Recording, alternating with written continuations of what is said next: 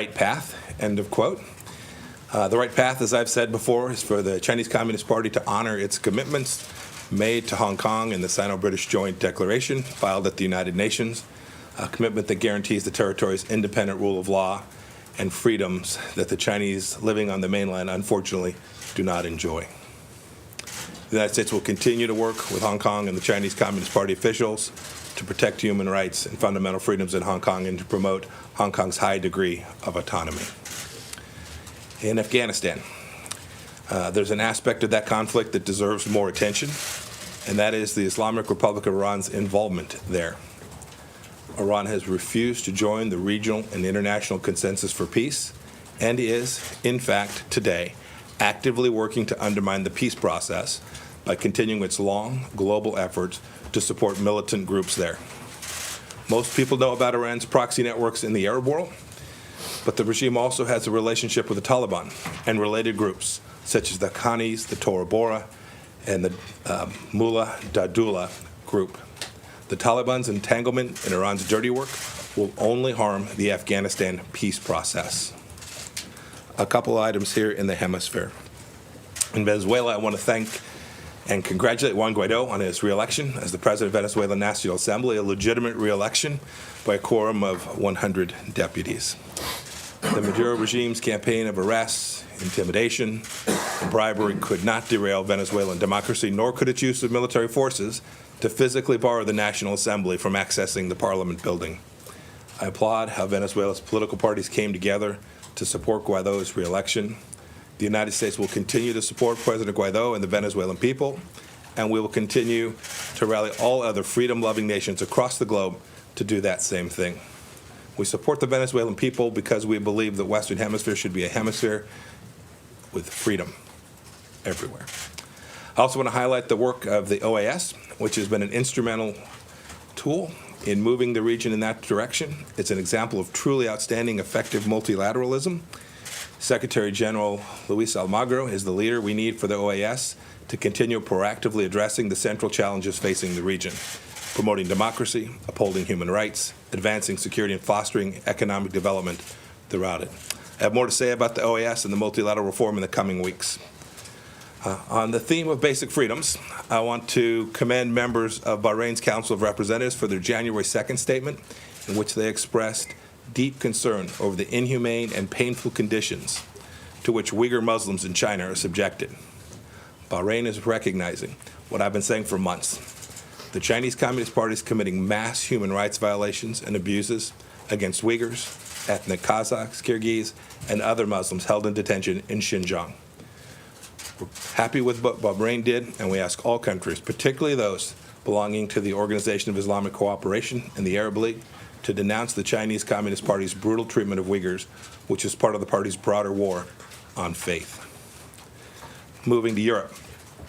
As many of you know, Prime Minister Mitsotakis is in town this week. I'm looking forward to welcoming him here. I'll be with him today at the White House alongside President Trump.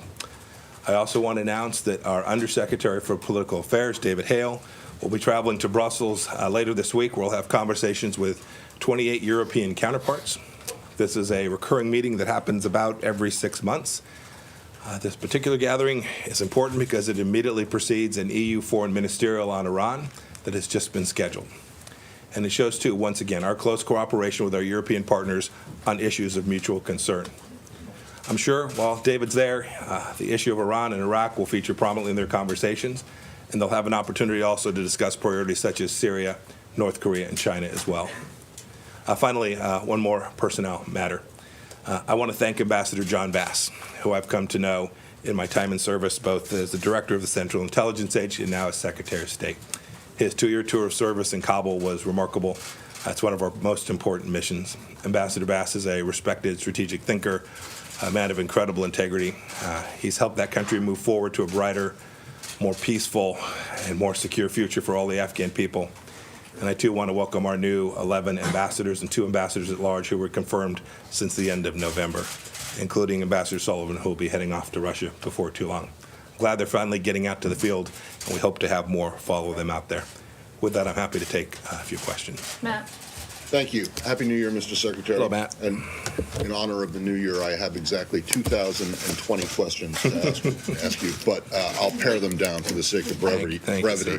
One is there continue to be questions about the nature of the intelligence that led to the strike that killed General Soleimani. Can you be at all more specific about, how imminent this was, what exactly it was? Secondly, why not allow Foreign Minister Zarif to come to the UN to speak at the Security Council? And then lastly, did the situation in Iran have anything contribute at all to your decision not to run for the Senate from Kansas? Thanks. Thank you. Last one's easy. I said the same thing yesterday that I said for months. No real news there. I've said that I'm going to stay serving as Secretary of State so long as President Trump shall have me. No. You can accuse me of being inconsistent otherwise, but not on that one. Second, we don't comment on visa matters, those traveling here to the United States on visa, so I can't add much more to this issue of Foreign Minister Zarif's travel to the United States. I'll say only this. We will always comply with our obligations under the UN requirements and the headquarters agreement, and we will do so in this particular instance and more broadly every day. And finally, there's been much made about this question of intelligence and imminence. I answered it multiple times on Sunday. I'm happy to walk through it again. Anytime a president makes a decision of this magnitude, there are multiple pieces of information that come before us. We presented that to him in all its broad detail. We gave him all the best information that came not only from the intelligence community, but for those of us who have teams in the field. We evaluated the relevant risks and the opportunity that we thought might present itself at some point. And we could see clearly that not only had Soleimani done all of the things that we have recounted, right? Hundreds of thousands, a massacre in Syria, enormous destruction of countries like Lebanon and Iraq, where they've denied them sovereignty, and the Iranians have really denied people in those two countries what it is they want, right? Sovereignty, independence, and freedom. This is all Soleimani's handiwork. And then we'd watch as he was continuing the terror campaign in the region. We know what happened at the end of last year in December, ultimately leading to the death of an American. So if you're looking for imminence, you needn't look no further than the days that led up to the strike that was taken against Soleimani. And then you, in addition to that, have what we could clearly see were continuing efforts on behalf of this terrorist to build out a network of campaign activities that were going to lead potentially to the death of many more Americans. It was the right decision. We got it right. The Department of Defense did excellent work, and the president had a entirely legal, appropriate, and a basis, as well as a decision that fit perfectly within our strategy and how to counter the threat of malign activity from Iran more broadly. Kira? Hey, Mr. Secretary. Yes, ma'am. Two questions, if you don't mind. Iran's Foreign Affairs Minister Zarif granted an interview saying that Soleimani was on a diplomatic visit to Iraq, that the U.S. strike to take him out was state terrorism, that President Trump has prepared to commit war crimes, and that Iranians are enraged. That's the first question. I'd like your reaction to that. Second question. President Trump has indicated that Iran's cultural sites could be targeted. Is that true? Are they on the target list? And if so, do you consider that a war crime? So, let's see. So, Zarif's statement. His first statement that is Soleimani was traveling to Baghdad on a diplomatic mission. Anybody here believe that? Is there any history that would indicate that it was remotely possible that this kind gentleman, this diplomat of great order, Qasem Soleimani, had traveled to Baghdad for the idea of conducting a peace mission? I made you reporters laugh this morning. That's fantastic. We know that wasn't true. We not only know the history, we know in that moment that was not true. Zarif is a propagandist of the first order, and most of what you suggested in his text message or email or message that you laid out there was indeed Iranian propaganda. It's not new. We've heard these same lies before. It's fundamentally false. He was not there on a diplomatic mission trying to resolve a problem. I know there's been some story that he was there representing a Saudi peace deal. I've spoken to my Saudi counterparts at great length. I'll leave to them what the contents of their messages may be, but I can assure you that they will share my view that he was not there representing some kind of agreement that was going to reduce risk or reduce the risk to the lives of Americans when he was on that trip. Your last piece was about cultural sites. I said on Sunday, I will reiterate it again. Every target that's being reviewed, every effort that's being made will always be conducted inside the international laws of war. Seen it. I've worked on this project, and I'm very confident of that. David Brunstrom? Thank you. Mr. Yes, sir. Secretary, it's an election year, and you're now facing two nuclear-related crises with Iran and North Korea. Are you optimistic about resolving either of those without them sort of blowing up, so to speak, at inopportune moments? And on the Iran front, Iran's breakout time when you came into office was considered to be about a year. Is it now longer or shorter? I'll leave it to the intelligence team to talk to you about the details of Iran's breakout time for the moment. But President Trump could not be more clear. On our watch, Iran will not get a nuclear weapon. And as we came into office, Iran was on a pathway that had been provided by the nuclear deal, which clearly gave them the opportunity to have those nuclear weapons. We won't let that happen. As for the first question, which was more broadly, what President Trump laid out in his national security strategy with respect to both North Korea and Iran is the plan that we have executed, the strategy that we have executed for this past 3 years. We have put Iran in a place that it has never been before, where they've had to make some very difficult choices about how to pay for and underwrite their proxy militias around the region, whether and how to build out their missile program. This is a flip from where we were 8 years before. It's not political. Previous administration made a different choice. They chose to underwrite and appease. We have chosen to confront and contain. Those are different strategies.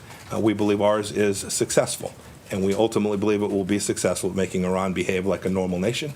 We'll deny them the capacity to build out their nuclear program and threaten not only Americans and our lives to keep Americans safe, which is our mission set, but also to create enhanced stability throughout the Middle East. We're confident that that's the case. North Korea, which you asked about, we still are hopeful that we will be able to head down a path. I was here with you all in December sometime when there was lots of talk about what might happen at the end of the year. We've not seen that yet. We still remain engaged and hopeful that we can have a conversation about how to get the denuclearization that Chairman Kim promised to President Trump back in 2018. Mm-hmm. Take one more. Okay, James. Thank you very much, Mr. Secretary. Two quick things here on the Soleimani strike. Since the Trump administration withdrew the United States from the Iran nuclear deal, about 2 years ago or so, the Trump administration has said repeatedly that it is pursuing against Iran a maximum pressure campaign. First question, the Soleimani operation, was that part of the maximum pressure campaign? Do you have a second one?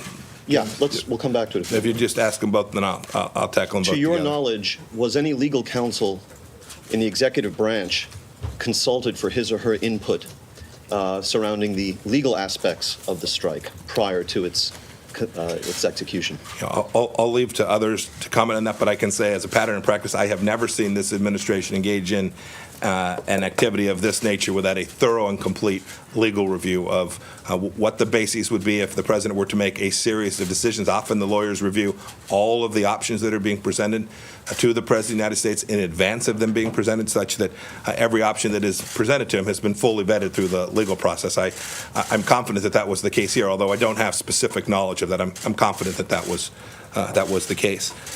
Second, you asked about the scope of the strategy and the maximum pressure campaign that we've had in place. It has a diplomatic component, it has had an economic component, and it has had a military component. And what you have seen over the course of these past May 2018, when we withdrew from the Iran nuclear deal, you've seen us execute that with enormous vigor and energy. You've seen it diplomatically. We've built out coalitions around the region with the Israelis, with the Gulf states, on certain files, on the missile file and on the terror file with our European partners as well, not just the E3. Go back and look from May of last year. Go look at the statement that was made in Warsaw, a united statement centering the instability in the Middle East on the Islamic Republic of Iran. We've got a coalition now in the Straits of Hormuz. We've diplomatically isolated the Iranian regime. Second, economically, we've all seen the sanctions put in place. It's now over some 1,000 sanctions. We've watched the regime struggle to figure out how it was they were going to make it through 2020. They've got a budget that will fall short by a significant amount in 2020 as a direct result of the pressure that we've put on the regime. And then you saw over not just this past week, but over the last year, you've seen our security component to this. You've seen us reinforce allies in the region by ensuring that the Emirates and the Saudis and all of the others were prepared for what might happen if Iran decided to make choices that were bad for the Iranian people. And then you saw more tactically, just these last few days, the president's response when the Iranians made a bad decision to kill an American. We hope they won't make another bad decision just like that one. Clear.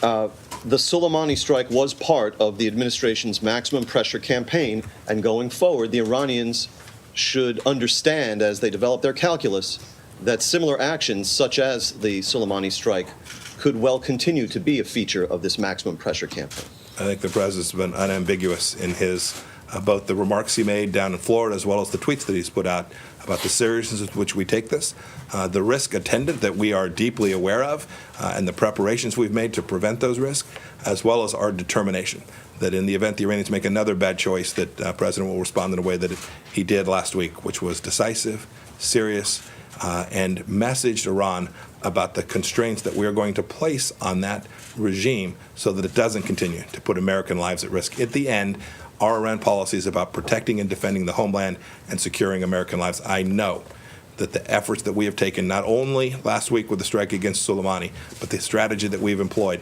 has saved American lives. I'm highly confident in that. I'll take one more. Take one more. Yeah. Andrea, yes, ma'am. How are you? Thank you very much. A question about the issue of cultural sites, because the president said on Air Force One coming back, after you had been on the Sunday talk shows, that they're allowed to kill our people, they're allowed to torture and maim our people, they're allowed to use roadside bombs and blow up our people, and we're not allowed to touch their cultural sites. It doesn't work that way. Defense Secretary Esper has made it clear that he would not follow an order to hit a cultural site, which would be a war crime. I'm wondering whether you would also push back in your advice or in your role. You're not really wondering, Andrea. You're not really wondering. Yeah, I was unambiguous on Sunday. It is completely consistent with what the president has said. No, we will take every action we take will be consistent with the international rule of law, and the American people can rest assured that that's the case. Let me tell you who's done damage to the Persian culture. It's not the United States of America. It's the Ayatollah. If you want to look at who has denied religious freedom, if you want to know who has denied, the Persian culture is rich and steeped in history and intellect, and they've denied the capacity for that culture to continue. If you go back and look at the holidays around Cyrus and Nowruz, they've not permitted people to celebrate. They've not allowed people that they've killed, that Qasem Soleimani killed, they've not allowed them to go mourn their family members. The real risk to Persian culture does not come from the United States of America. Sir, that there is no mistake about that. Thank you all. Everybody have a good day.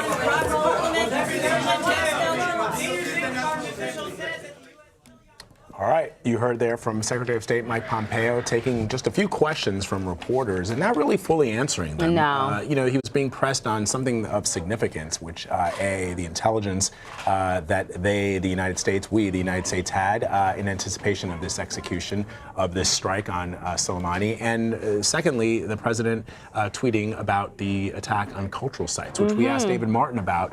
Our Pentagon correspondent, the president tweeting at one point that there were 52 sites that the United States had targeted, 52 representing the number of hostages taken in 1979 by the Iranians. And of course, David Martin said, around the Pentagon there were eye rolls because the United States would obviously have more than 52 targets. It seems sort of an arbitrary number. And then the idea of attacking cultural sites, which would be considered a war crime, which are war crimes. Pompeo was pressed on that. He said that the United States would adhere to all international laws, but then you could hear him getting pressed again by a reporter because the president had doubled down on that, saying no. Even after the Secretary of Defense said he would not follow an order right like that. excuse me, he was also asked about this strategy of maximum pressure and whether or not killing General Soleimani was in line with that. And, you know, he listed off a number of different tactics that are being used, but none of them were like this. We know about the sanctions, in fact, crippling sanctions. And he talked about, you know, other sort of diplomatic means, creating connections with others in the region, relationships with others in the region.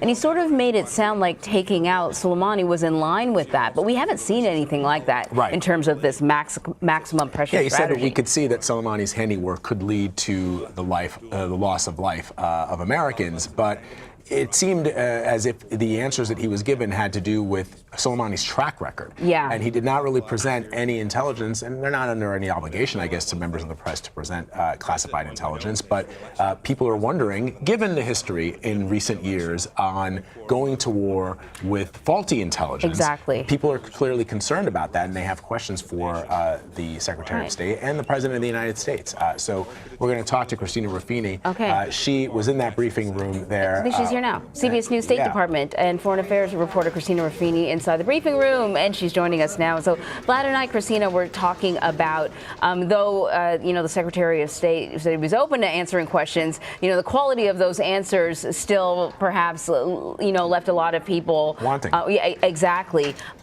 In particular, the question about the imminent threat that would not only, you know, facilitate this or give rise to this attack, but also, you know, circumvent or not alerting the Congress ahead of time. Yeah, they found out afterwards, you know, and that was fine in 48 hours, within the 48 hours afterwards, but they made it sound like it was so pressing that they couldn't alert Congress to what they were doing. And he didn't really give any additional information as to why that was.